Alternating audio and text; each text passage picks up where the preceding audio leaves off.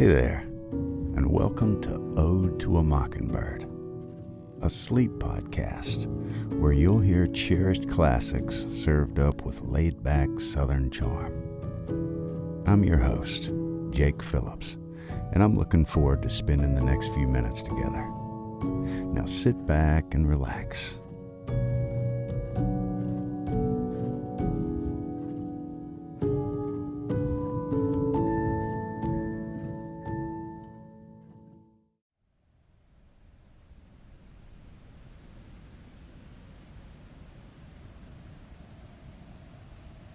Hey, welcome back to Ode to a Mockingbird.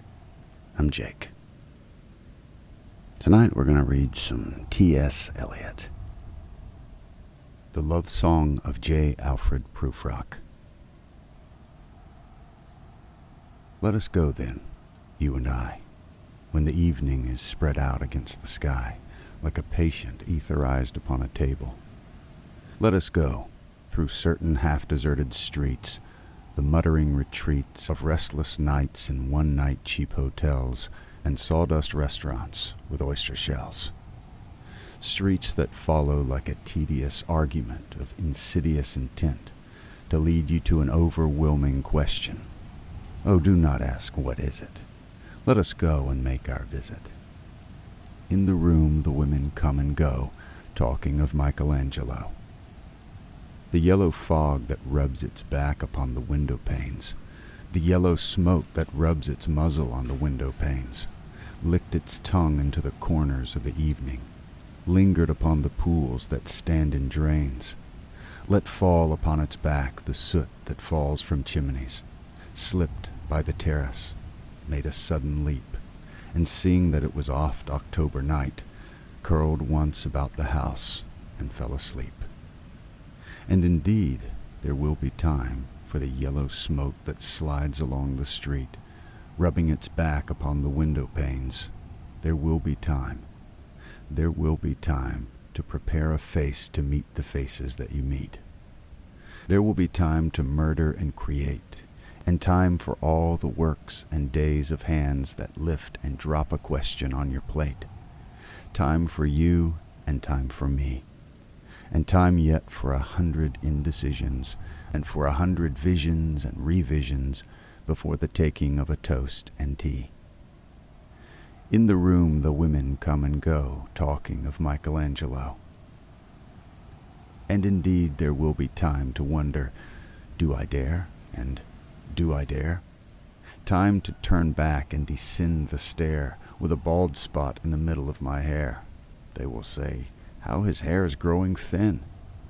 My morning coat, my collar mounting firmly to the chin, my necktie rich and modest, but asserted by a simple pin. They will say, but how his arms and legs are thin. Do I dare disturb the universe? In a minute there is time for decisions and revisions which a minute will reverse. For I have known them all already, known them all. Have known the evenings, mornings, afternoons. I have measured out my life with coffee spoons. I know the voices dying with a dying fall beneath the music from a farther room. So how should I presume? And I have known the eyes already, known them all, the eyes that fix you in a formulated phrase, and when I am formulated, sprawling on a pen, when I am pinned and wriggling on the wall, then how should I begin to spit out all the butt ends of my days and ways? And how should I presume? And I have known the arms already, known them all, arms that are braceleted and white and bare, but in the lamplight downed with light brown hair. Is it perfume from a dress that makes me so digress? Arms that lie along a table or wrap about a shawl? And should I then presume? And how should I begin? Shall I say, I have gone at dusk through the narrow streets and watched the smoke that rises from the pipes of lonely men in shirt sleeves leaning out of windows? I should have been a pair of ragged claws scuttling across the floors of silent seas. And the afternoon, the evening, sleeps so peacefully, soothed by long fingers, asleep, tired, or it malingers, stretched on the floor, here beside you and me. Should I, after tea and cakes and ices, have the strength to force the moment to its crisis? But though I have wept and fasted, wept and prayed, though I have seen my head, grown slightly bald, brought in upon a platter, I am no prophet, and here's no great matter. I have seen the moment of my greatness flicker, and I have seen the eternal footman hold my coat and snicker, and in short, I was afraid. And it would have been worth it, after all, after the cups, the marmalade, the tea, among the porcelain, among some talk of you and me, would it have been worth while to have bitten off the matter with a smile, to have squeezed the universe into a ball, to roll it towards some overwhelming question, to say, I am Lazarus, come from the dead, come back to tell you all, I shall tell you all. If one settling a pillow by her head should say, that is not what I meant at all, that is not it at all. And would it have been worth it after all? Would it have been worth while after the sunsets and the dooryards and the sprinkled streets, after the novels, after the teacups, after the skirts that trail along the floor, and this and so much more? It is impossible to say just what I mean, but as if a magic lantern threw the nerves in patterns on a screen, would it have been worth while if one, settling a pillow or throwing off a shawl and turning toward the pillow, should say, that is not it at all, that is not what I meant at all? No, I am not Prince Hamlet, nor was meant to be. Am an attendant lord, one that will do to a swell progress, start a scene or two, advise the prince, no doubt an easy tool, deferential, glad to be of use, politic, cautious, and meticulous, full of high sentence, but a bit obtuse, at times, indeed, almost ridiculous, almost, at times, the fool. I grow old, I grow old. I shall wear the bottoms of my trousers rolled. Shall I part my hair behind? Do I dare to eat a peach? I shall wear white flannel trousers and walk upon the beach. I have heard the mermaids singing, each to each. I do not think that they will sing to me. I have seen them riding seaward on the waves, combing the white hair of the waves blown back when the wind blows the water white and black. We have lingered in the chambers of the sea, by sea-girls wreathed in seaweed red and brown, till human voices wake us and we drown. Rhapsody on a windy night. 12 o'clock. Along the reaches of the street, held in a lunar synthesis, whispering lunar incantations dissolve the floors of memory and all its clear relations, its divisions and precisions. Every street lamp that I pass beats like a fatalistic drum, and through the spaces of the dark, midnight shakes the memory as a madman shakes a dead geranium. 1:30. The street lamp sputtered. The street lamp muttered. The street lamp said, regard that woman who hesitates toward you in the light of the door, which opens on her like a grin. You see the border of her dress is torn and stained with sand, and you see the corner of her eye twists like a crooked pin. The memory throws up high and dry a crowd of twisted things. A twisted branch upon the beach, eaten smooth and polished as if the world gave up the secret of its skeleton, stiff and white. A broken spring in a factory yard, rust that clings to the form that the strength has left, hard and curled and ready to snap. 2:30.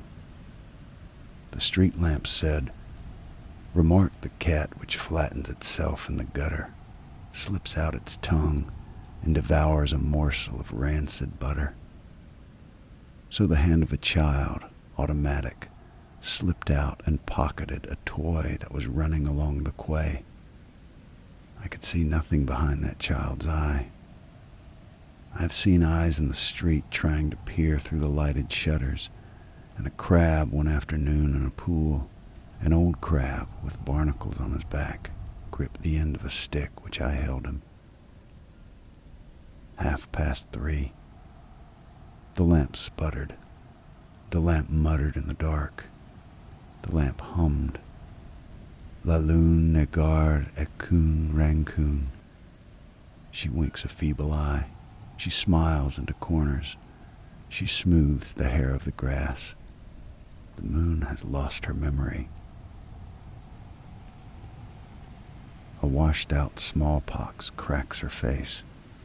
Her hand twists a paper rose that smells of dust and old cologne. She is alone with all the old nocturnal smells that cross and cross across her brain. The reminiscence comes of sunless, dry geraniums and dust in crevices, smells of chestnuts in the streets, and female smells in shuttered rooms, and cigarettes in corridors, and cocktail smells in bars.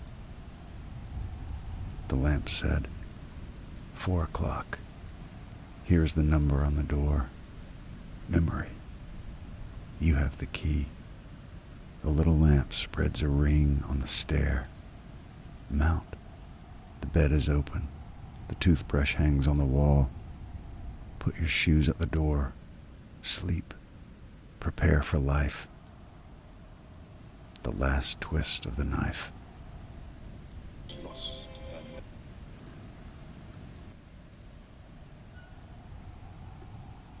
Sweeney among the nightingales. Apeneck Sweeney spread his knees, letting his arms hang down to laugh. The zebra stripes along his jaw swell into immaculate giraffe. The circles of the stormy moon slide westward toward the river plate. Death and the raven drift above, and Sweeney guards the hornet gate. Gloomy Orion and the dog are veiled, and hushed the shrunken seas. The person in the Spanish cape tries to sit on Sweeney's knees, slips and pulls the tablecloth, overturns a coffee cup, reorganized upon the floor. She yawns and draws a stocking up. A silent man in mocha brown sprawls at the windowsill and gapes. The waiter brings in oranges, bananas, figs, and hothouse grapes. The silent vertebrate in brown contracts and concentrates, withdraws.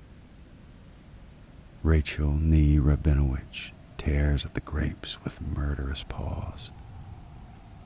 She and the lady in the cape are suspect, thought to be in league.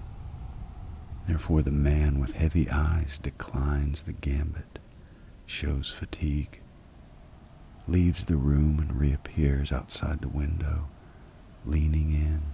Branches of wisteria circumscribe a golden grin.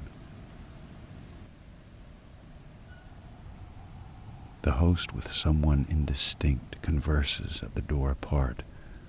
The nightingales are singing near the covenant of the Sacred Heart, and sang within the bloody wood when Agamemnon cried aloud and let their liquid siftings fall to stain the stiff, dishonored shroud.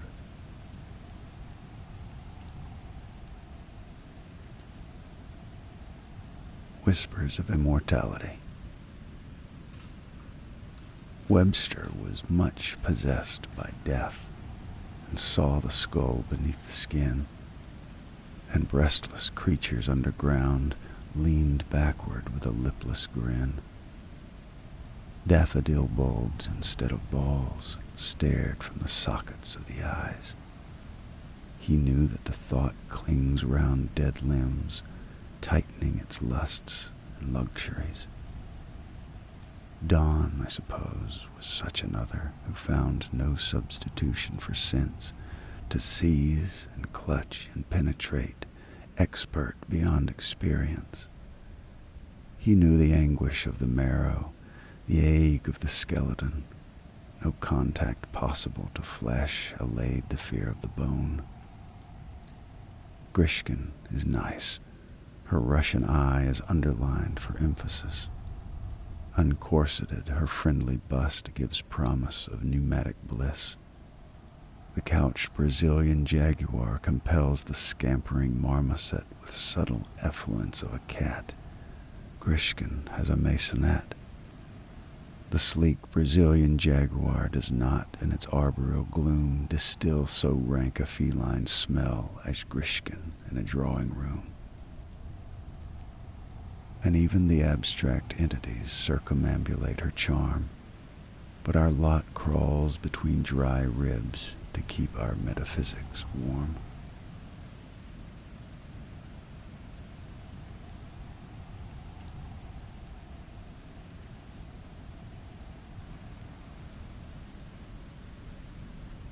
Thanks for listening.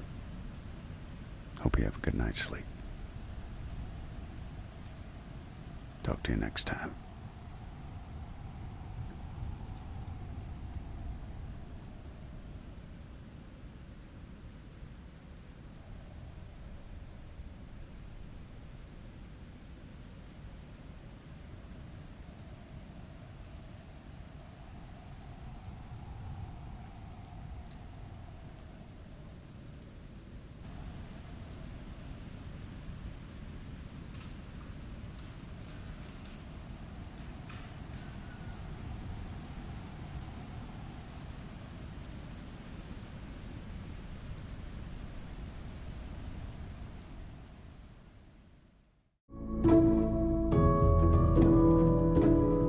You've been listening to Ode to a Mockingbird, a sleep podcast.